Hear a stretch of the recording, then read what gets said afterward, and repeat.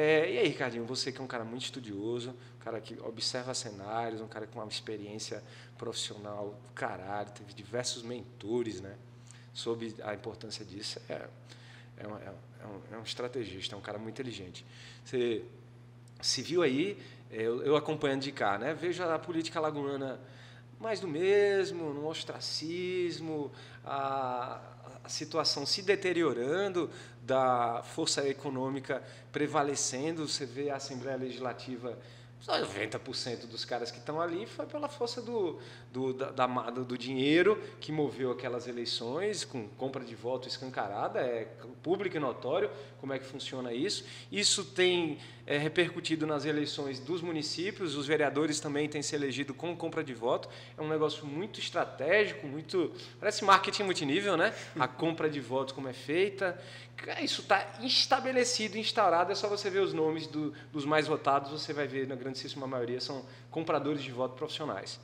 Então, aí, o status quo, os caras unidos aí, numa realidade dificílima de modificar, né, com o fundo partidário agora dando suporte ainda maior para esses detentores do poder, para esses caras com essa grana toda. E estava eu aqui em Arapiraca, braço cruzado, assim, porra, Arapiraca, cidade que eu amo, paixão. Meu irmão, não pode, velho, como assim? Como que o nosso deputado federal, Severino Pessoa, com todo respeito e consideração a ele, mas me parece que para exercer um cargo como esse é de fundamental importância você ter uma exata compreensão do desafio que é o nosso país, como Arapiraca se posiciona no cenário nacional, as capacidades, a qualificação, como é fundamental a gente ter representantes lá em Brasília que nos conectem, né, com o mercado, com os protagonistas do mercado brasileiro. E o Severino Pessoa não consegue fazer isso. Talvez em outros cargos, eu acho uma pessoa boa, mas nunca como deputado federal de Arapiraca. E aí Alagoas precisa mais, eu me sentindo na necessidade de ter representantes políticos, e eu via você como o meu representante político, assim, esse cara eu me identifico demais, velho, tenho que apoiar esse bicho e vamos para cima. Eu ficava pensando, como é que eu vou discursar para apoiar um cara que não é deputado federal por Arapiraca? Mas assim, né? Mas, esse bicho tem que apoiar, tem que estimular, tem que incentivar. Vi você assim se tornando um monstro, o que você é na campanha do JHC, fazendo um negócio assim. A campanha foi belíssima, bonito de ver as propostas, o conteúdo de vídeos, a maneira inteligentíssima com que vocês se utilizam das novas ferramentas de marketing para fazer o negócio acontecer, muito moderno, muito inovador, um discurso com muita aderência para com quem está querendo o novo, né, nesse estado feudal. E, caralho, agora vai. Cardinho assume a secretaria, para mim, de Maceió, do turismo, a mais emblemática. Maceió é foda, a cidade belíssima, tem uma orla assim que não se compara, para mim é a mais bela. Eu chego lá, eu sempre fico embasbacado. O povo de Arapiraca, quando vai para Maceió, é foda, né? A gente, caralho, que orla linda da porra. Só de ficar na orla já é bom pra gente, é arretado. Que a Arapiraca não é capital de Alagoas, porque não tem uma orla daquela, mas está se organizando o Lago da Perucaba para isso. E aí Ricardinho, vem com força, caralho, esse bicho é o nosso nome. E, puta que pariu, a sua gestão acompanhando ali todo o tempo. Sabíamos que a rotina e o seu trabalho ia se destacar, porque é óbvio, você é um cara muito dinâmico, muito fera. E eu acompanhando, E aí vem aquele puta episódio, assim, sinistrão, sem, assim, paralelo, assim. Até hoje eu fico, assim, abismado. Sabe o que foi aquilo? No auge do momento do Ricardo Santa Rita, no cume da sua história profissional, e eu vislumbrando esse grupo político, e você em particular, alçando voos ainda maiores.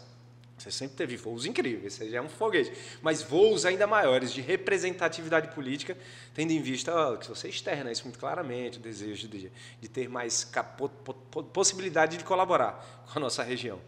E aí acontece aquele negócio de você postar no Twitter algo que tinha lá a palavra... Tinha o quê? Suástica. Me conta, cara, o que foi? Assim, pela primeira vez eu escrevi aquela palavra na vida, né?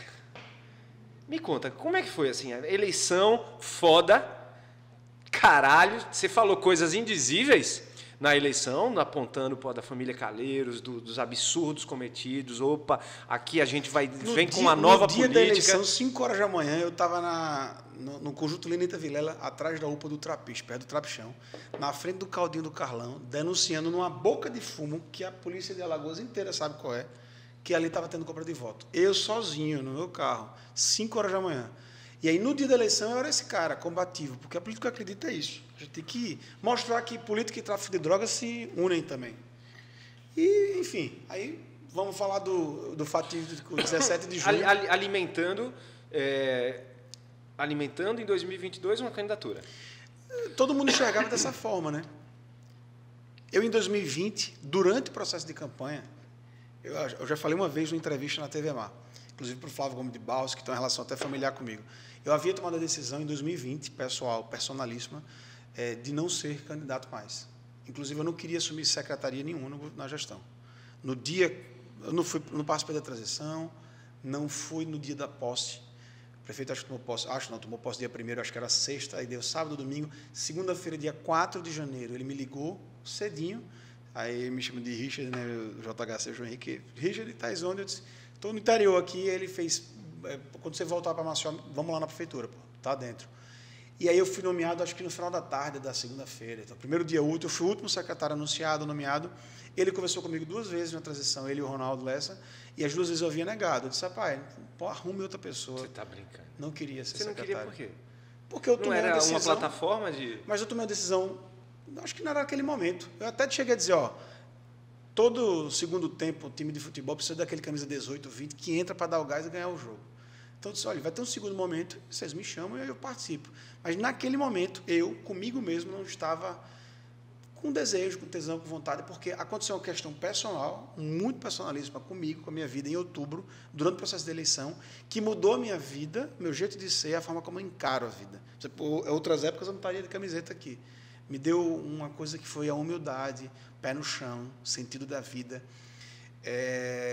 Eu não sou casado, não tenho filho, mas um fato muito personalíssimo ocorreu comigo e eu vou me engajar nessa campanha como se fosse a última da minha vida. E vou desaprender, reaprender para tocar em frente. A gente, na vida, esse long life learning, que é isso, o Alvin Toffler, né? É o Alvin Toffler que fala. Então, assim, eu aprendi sobre política, eu vou agora desaprender, reaprender algo diferente. Então, não queria, mas verás que o filho teu não foge à luta, está no hino nacional, e meu pai sempre disse, quando o prefeito da cidade, o governador do estado, o presidente da nação, chama a gente para uma tarefa, para uma missão, a gente não pode dizer não. É o coletivo, é o bem maior coletivo. Eu fui criado assim. E aí encarei o desafio. Foi muito difícil, eu passei 3 meses, eu fui secretário do dia 4 de janeiro a 26 de março, sozinho. Minha secretaria não teve ninguém nomeado. Eu não queria cargo, outro erro meu político, que o político tem que querer cargo, o político tem que botar todo mundo dele, porque é a máfia, né? Para você não ser traído. Apesar de que a minha equipe montada era maravilhosa, a que foi montada aos poucos. Para você ter ideia, como é que eu era o cara, você disse, estava massa, eu não tinha assessoria de imprensa nomeada. Eu saí da secretaria com 5 meses de gestão, 5 meses e meio, sem ter assessoria de imprensa nomeada. Então, o que acontece? Assumimos a tarefa lá. E aí eu sou muito intenso. Eu não sei ser meio termo, não sei ficar em cima do muro, né? Até eu vim ouvindo aqui a música Ideologia hoje de manhã, que é aquela coisa, né? Aquele garoto queria mudar o mundo, agora assiste a tudo em cima do muro. Eu não sei ficar em cima do muro. Eu sou um cara de posicionamento. E aí assumi a missão, fui Secretaria de Turismo, Esporte e Lazer, primeiro passo é planejamento. 3 ou 4 municípios fizeram o plano de turismo ano passado.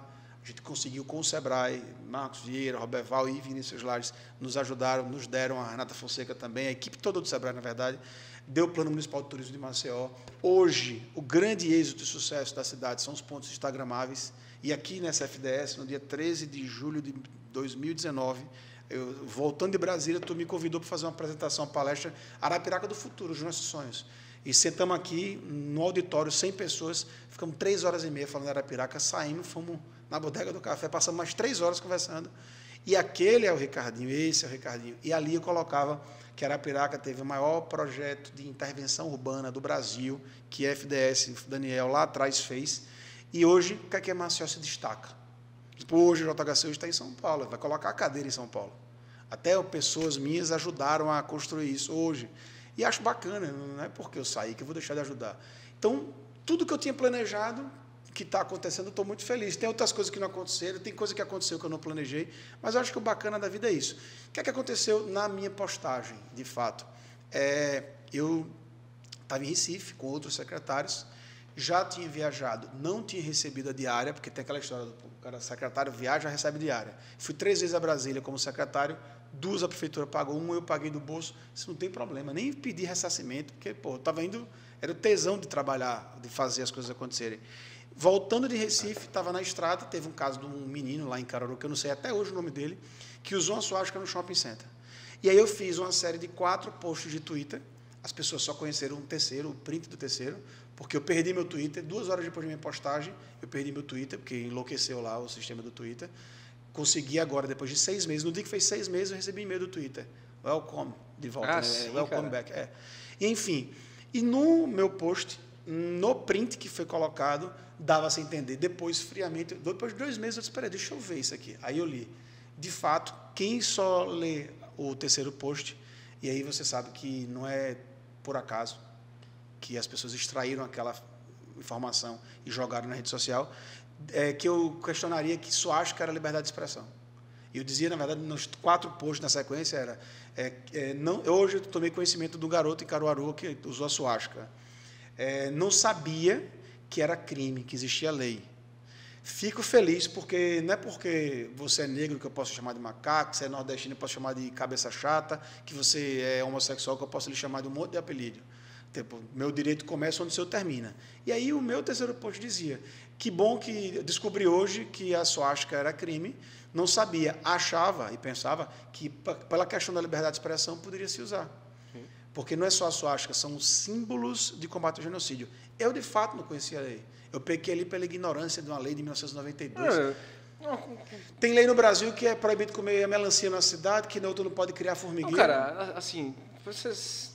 Desculpa, eu tenho que interceder. Pô, como é Twitter. Foi, passou. Certo. Você sempre se comunicou no Twitter, isso, né? A galera toda da política se comunica pelo Twitter, né? Afirmações rápidas, incisivas, contundentes, aquela coisa pá. Aí você fazia isso sempre? Isso, sempre. Pela primeira vez na vida, inclusive o pessoal que faz o tracking lá, que fez o rastreamento, eu nunca havia falado sobre judaísmo, genocídio, holocausto, suástica. Tu me conhece, sei lá, 10 anos. Alguma vez você me viu, ninguém quem conhece o Ricardinho não imagina ele falando isso. E eu entrei num assunto que não era meu, errei. Fui ingênuo de tocar no assunto, aprendi isso, eu aprendi naquele momento. E o massa da vida é que a gente aprende com a dor, muito mais do que com amor. E eu estava numa van entre Recife, Palmares e Maceió. E aquela loucura toda acontecendo e eu offline. Aí perdi meu Facebook, meu Twitter, não tive como me retratar no Twitter. Eu até fiz um comentário embaixo, coloquei, só que foi um, não foi o outro. Aquela loucura de estrada. E aí, quando eu cheguei em Maceió, que eu estava com a cabeça mais fria para analisar, tinha perdido o Twitter. Que dia, hein? Foi. E assim, Daniel, o que me dói é porque foi 17 de junho de 2021, às 19 horas e 14 minutos. Naquele exato momento, a minha mãe estava, que a gente é do Farol, minha mãe morou a vida no Farol, foi criado lá, e a minha mãe estava abandonando a casa que a gente viveu a vida toda por causa dessa história do Pinheiro, da Braskem. Caraca, então, eu estava voltando para Maceió, porque minha mãe estava saindo para um apartamento na Ponta Verde, aos prantos. Pô, imagina eu lá, 57055320, é o CEP da Rua Goiás, da Rua do Emborgo Paranhos, que eu me criei, nasci, me vivi, é o quarto que eu mais dormi na minha vida, é o cheiro de casa que eu tenho, é o lugar meu no mundo. E eu estava perdendo aquilo. Então, naquele momento, eu não dei trela, porque, pô, minha mãe precisa mais de mim, meu irmão e minha mãe, e hoje está saindo de casa. E aí foi, a minha dor é porque eu não estava do lado de casa para poder ajudar a minha mãe naquele momento de dor. E aí eu meio que não liguei, fui dormir. No outro dia, quando amanheceu, a repercussão crescendo. Mas 7 e pouca da manhã, abrandou. Foi quando 9h30 a prefeitura exonera. Né? Isso, e aí? É um ponto, aí todo no mapeamento, exonerou, aí voltou a falar. Quando está morrendo, 11h30, o presidente nacional do partido está expulso. Aí aqui eu não quero fazer juízo de valor, mas eu estava sendo condenado, né? Acusado, julgado e condenado na figura pública de secretário. Não era o cidadão, Ricardo, era o secretário. Cara, juro a você, aí os caras velho, das poucas coisas que eu anotei aqui para falar contigo, Dentre elas estão a maneira como você foi tratado pelos seus colegas, pelos seus parceiros. É o como, né? Porra, velho. A gente tá no Brasil, meu irmão. Polêmica, lacração e fuleiragem e discórdias, elas são alimentadas todos os dias, todo o tempo. Puta que pariu. Hoje é sexta-feira. A de quarta-feira a gente não esqueceu. Fala sério. Pra mim, aquilo ali foi, polemizaram. Perfeito. Polemizou. Houve uma infelicidade do ponto de vista do comentário, né, pela interpretação. Eu falei até no meu Instagram. Velho, quem nunca se envolveu numa má interpretação, num ruído de comunicação, numa conversa por escrito? Só. Todo mundo sabe que você é um cara de boa índole. Aí, pronto, achei, vai ter isso, vai ter uma polêmicazinha e isso vai abrandar, como tudo, né? Tava se abrandando. Aí me conta, se abrandando. Aí aqui, cara, como é que funciona esse negócio? Porra, JHC, você falou que fez a campanha dele de deputado federal. Porra, total. Me parece que ele é um cara muito inteligente como você também.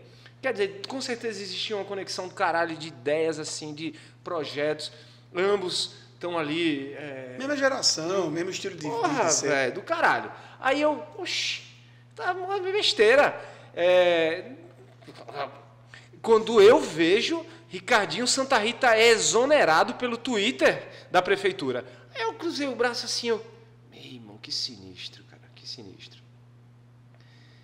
E algum tempo depois eu vejo o PDT, você é da política, mas eu não sou mais e nem quero ser até 2040, né? Que 2040 eu serei candidato a prefeito de Arapiraca. Então... Se eu estiver casado com a Bianca, com filhos... 15 anos já, o menino 18 anos, já tudo na faculdade. Depois de eu ter rodado o mundo, que Você vai ser prefeito em 2040? Em 2040. Então, pronto, vou vir morar aqui para fazer campanha dele, já tá tudo certo. Caralho, eu tô conseguindo muitos aliados, cara. Eu tô voltando, né? Eu tô voltando. Tu tá percebendo... Outros já me apoiaram, né? Não tô vendo o grupo que eu tô montando para 2040. Ainda acho muito distante, mas tudo bem, 2040. 2040, porque eu quero casar, ter filhos. Sabe o que eu dizia? Eu quero ser político antes dos 30, depois dos 60. Por que antes dos 30? Para construir carreira, ou depois dos 60, porque eu tô realizado. Eu sempre pensei nisso.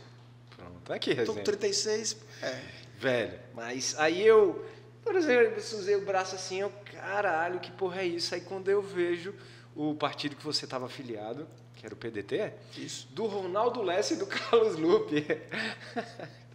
O Ronaldo eu tenho um grande carinho, mas eu assim... também, assim, mas deixa eu dizer a minha opinião antes da sua. Oxi, meu irmão, os caras são caras que já receberam acusações de todo tipo, de toda a ordem. Pelo amor de Deus. Aí quando eu vejo o PDT, lhe expulsou. Detalhe, não expulsou. Não? Que foi isso? Falou, nota, né? Falou. Queria expulsar. Eu nunca, tá aqui, Partido Democrático Trabalhista, PDT, tem democrático. O Ronaldo proibiu que qualquer processo ocorresse, porque a Nacional fez uma carta contra mim. O Ronaldo disse, não vai ser expulso e pronto. Disse assim, e não fui. E assim, eu tenho uma deferência pessoal ao Ronaldo. Fui PDT, porque o JHC e o Ronaldo, numa conjuntura política, rapaz, vem, é importante para a gente fortalecer, grupo político, construir, enfim. O Ciro Gomes, que é o grande líder do PDT, não se manifestou. Tive um contato por um terceiro. Vamos lá, voltando à história. Eu fui assessor da Cátia Abreu, votei no Ciro em 2018, porque a Cátia era a vice. E eu tenho uma relação com o Ciro. Tive com o Ciro em 2020, 2021, enfim. O que é que acontece? O Ciro ele não se manifestou porque, em 2019, o Ciro falou que a comunidade judaica, esses corruptos da comunidade judaica, existe um processo da comunidade judaica brasileira contra Ciro Gomes. Cadê o PDT para expulsar o Ciro Gomes? Existe um processo. E aí o Ciro não se manifestou. O Lupe ficou daquele jeito todo. Eu esperei na minha casa o processo chegar para eu poder me responder. E aí disseram, não, se a gente der ao Ricardinho o direito de resposta pelo partido, vai criar um fato político. Eu não tive sequer direito a uma coletiva de imprensa para poder dizer, pessoal, eu queria aqui pedir desculpa. E olha só, eu combinei, naquele dia antes de ser exonerado, eu combinei que outro ponto é o seguinte, minha portaria de exoneração, pasmem, foi assinada e registrada no sistema do Diário Oficial Eletrônico do município antes da minha publicação. Mas isso a gente não vai falar no podcast hoje. Vai não? Não, deixa para... Eu nem sei, cara, eu nem sei o que aconteceu. Mas vamos lá. Naquela manhã eu tive uma conversa e disse, não, tudo bem, pô, eu saio, não tem problema nenhum. Para mim, era um alívio. Até eu conversei algumas vezes com o prefeito para sair, mas beleza. Não tive a coletiva de imprensa para pelo menos dizer, olha, pessoal, quero pedir perdão, estamos saindo por bem, para sair todo mundo bem. Ponto. Não era nem para isso, né? O que me honrou e que me deixou muito feliz, Daniel, é que na sexta-feira eu fui desligado da prefeitura e na segunda-feira o primeiro ato do prefeito JHC, que eu desejo sucesso, ele sabe disso. O primeiro ato que ele fez foi entregar o turismo de base comunitária do Jacintinho. Ou seja, o cara que era nazista estava fazendo turismo de base comunitária no Jacintinho e no Vegel. Peraí, que nazista é esse, velho, que está fazendo turismo de base comunitária? Mas, enfim, a história ficou aquela... Brother, desculpa lhe perguntar, mas como é que o JHC faz isso com você, velho? Foi a prefeitura, não foi o prefeito. Porque assim? foi abatido em pleno voo. Homicídio político, né? Homicídio político. Sim, vamos matar um cara quem? que está crescendo. Grupos políticos de totais, diversos, distintos. Paciência. Isso não é um jogo, não é política, não é um jogo. É outra coisa que eu tenho para vocês. A política é um jogo. Até eu estava fazendo um livro, PDP, a porra da política, e o autor é o contador de história, não é o Ricardinho, é o contador de história, contando os causos do que é a política, de assim, casos escusos que você tem no relacionamento político, só que eu só posso publicar esse livro depois de uns anos, porque o Ministério Público vai dizer que eu prevariquei, que eu deveria ter denunciado. Eita que porra! Tem isso. Agora vamos voltar para o hashtag do Twitter. Alguém viu o Ministério Público Federal me acusar em algum processo por crime de apologia ao nazismo? Não. Teve alguma nota do Conselho, que é o CONIB, o Conselho Nacional, a Comunidade Nacional Israelita Brasileira, o que é a comunidade judaica, contra a minha pessoa? Não. Eu fui acusado, julgado, condenado, é o método nazista, né? Sem direito à defesa, pelo Tribunal das Redes. E não tenho nenhum processo jurídico, nem o partido colocou o processo em mim, nada, não tive nada. Nem a comunidade judaica, nada. E aí o meu erro, aí qual foi o meu crime? A ignorância. Cara. Não, a ignorância que eu não sabia que era, que nada, mas que era crime. Cogitar isso, falar... Cara, você tá, me parece, com um peso nas costas que você não devia nem ter. Não. Porque, porra, na real, com todo respeito e consideração a todo mundo que está nos vendo aqui, irmão, como é que o JHC faz isso? Como é que o teu partido faz isso? Na verdade, tudo teve essa repercussão no meu modo de entender, porque os aliados políticos não foram aliados. Por quê? Seria só mais um caso que teria tido repercussão. Você viu Black Mirror? Você viu Black Mirror? Todos. Pô, irmão, sou o cara do primeiro episódio. O primeiro episódio. Aquele do primeiro-ministro que tem que comer um porco, né? Pronto. Comer, literalmente. Sexualmente. Sexualmente. É a pergunta retórica que eu faço. Porra, brother. A gente não pode ficar à mercê de tribunal de redes, mas... ficou, não tem problema. Não, mas outros ficam também e nem por isso tem esse tipo de punição. Mas é o seguinte, Daniel, se eu, Ricardo, 36 anos, tenho mais de 10 anos de vida pública, a única vez que eu fui envolvido com o processo de justiça foi a ação cautelar 4427 do STF, vinculada à Lava Jato, e inquérito da Polícia Federal 4707. Eu tenho uma carta do ministro Edson Fachin pedindo desculpa, porque o Ricardo arrolado no processo da Lava Jato não era eu, era outro. Eu tive mandado de prisão. O que é que eu fiz? Quando eu descobri que eu tinha mandado de prisão, por isso que foi importante aquele dia vir na FDS, eu estava sem dormir uns 15 dias. Eu passei 45 dias, 50 dias com uma ação cautelar, com mandado de prisão preventiva da Lava Jato contra mim. Qual foi a minha atitude no dia que eu tomei conhecimento que eu tinha isso? Eu fui, mandei e-mail, telegrama, liguei para o setor da Polícia Federal e para dizer, eu preciso ser ouvido. Vocês estão me acusando de uma coisa que eu não fiz. Eu preciso ser ouvido. Eu enfrentei a Polícia Federal, a Justiça Brasileira, a Operação Lava Jato. Até eu encontrei o Sérgio Moro depois, ele disse, cara, essa é a prova da Lava Jato. Então, assim, a única vez que eu tive algum problema, mas não foi nenhum ato de gestão minha. Fui secretário municipal, nacional, assessor de ministro, assumi uma infinidade de cargos de gestão. Nunca tive um processo de Ministério Público, de Tribunal de Contas, nunca. Então, é o seguinte, se eu tivesse, talvez, sido incompetente ou corrupto, não era exonerado. Mas, paciência, né? Bola para frente. Não, eu acho que isso a gente tem que tirar sempre. Eu sou um cara da positividade, como você me mostrou aí antes. Eu sou a favor, Daniel, que a gente tire, extraia qual foi o aprendizado que eu tenho desse fato, como é que eu posso ser melhor cada dia mais, e como é que eu posso compartilhar com as pessoas aquele meu momento de dor e transformá-lo em amor. Foi isso, foi bacana, porque naquele momento, aí eu vou dizer uma frase, você gosta de frases marcantes, naquele momento eu descobri que eu tinha uma multidão, eu perdi uma multidão, naquele momento eu perdi uma multidão de amigos que eu não tinha. Naquele momento eu perdi uma multidão de amigos que eu não tinha. Ponto. Bola para frente. E eu estou muito, fazem 7 meses, cada dia dói, mas cada dia a gente fica sendo melhor. Acho que foi importante. E lhe digo mais, como o americano fala, o tipping point, aquele foi um ponto de inflexão na minha vida. Foi um ponto de virada. Assim, se eu precisava na minha vida de um empurrão, de um conselho, apanhando que a gente aprende.